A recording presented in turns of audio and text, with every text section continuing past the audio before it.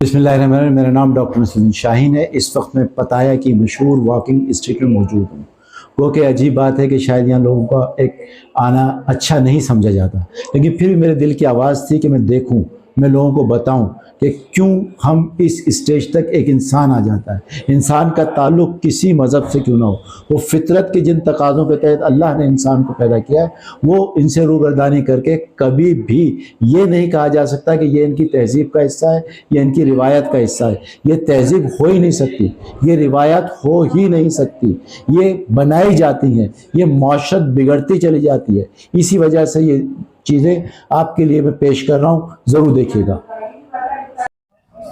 जी हाँ, वक्त करता है परवरिश बरसों, हादसा एकदम नहीं होता। ये वॉकिंग स्ट्रीट है, पता है कि बहुत मशहूर। वैसे इस वक्त तकरीबन बहुत शहरों में वॉकिंग स्ट्रीट बनी हुई है।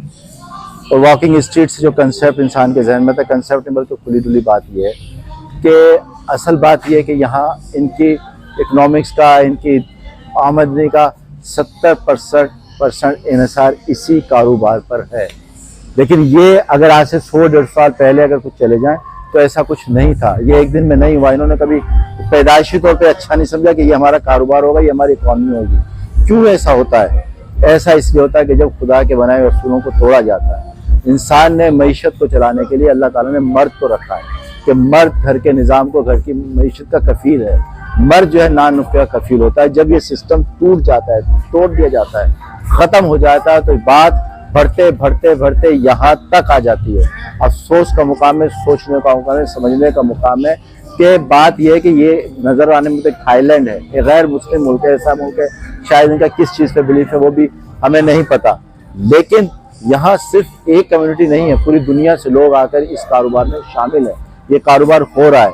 हम इस वक्त अगर कहें कि पाकिस्तान जो है इससे बिल्कुल मुकम्मल तौर पर आज़ाद है, तो ये कहना थोड़ी सी अच्छी बात नहीं होगी, गलत बात है। हकीकत यह है कि हम गलत को सिर्फ गलत को जो है ना कह रहे हैं, बाकी तो सब कुछ ही हो रहा है, सब कुछ ही हो रहा है, सब कुछ देखने में आ रहा है। खुद ये अरमुगानी माशरत का जन्म लेना, ये जिंदा लोगों को जला देना, इसके पीछे कहानियाँ, ये जो नाइट क्लब्स होना, रातों की पार्टियाँ जिनको हम नाम दे रहे हैं, ये सब कुछ हो रहा है। तो इसलिए हमें खोज करने की ज़रूरत है। इस स्टेज तक आने को ना इन्हें कोई 1-2 साल लगे, ना कोई और 1-2 साल में पहुंचता है, लेकिन एक वक्त होता है। अगर रास्ते का वही हमें रास्ता चॉइस कर लेंगे, रास्ते का तयन हमारा वही होगा, तो कोई पता नहीं कि हमारी आइंदा नस्लें किस स्टेज पे खड़ी हों।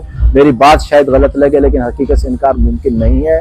खुदा अपने बच्चों का ख्याल रखें, अपनी माशरत का ख्याल रखें। हमें अल्लाह ने जो मज़हब दिया, जो माशरत दी है, उस माशरत का अगर हम ख्याल नहीं रखेंगे, उसको संभाल कर नहीं रखेंगे, तो तबाही और बर्बादी हमारा घर देखेगी। हमें अपनी माशी सूरत हाल को बेहतर करना, उन तमाम ज़राए से जो अल्लाह ने हमें दिए हैं, हर चीज़ हमारे वतन में, हर मौसम, दरिया, मीठे पानी, सब कुछ हमारे वतन में मौजूद है। हमें उसको इस्तेमाल करना है और उन रास्तों को इस्तेमाल करते हमें इस तबाही से दूर जाना है, बचना है, बचना है, बचना है, वरना तबाही हर एक के दरवाजे पे दस्तक दे रही है।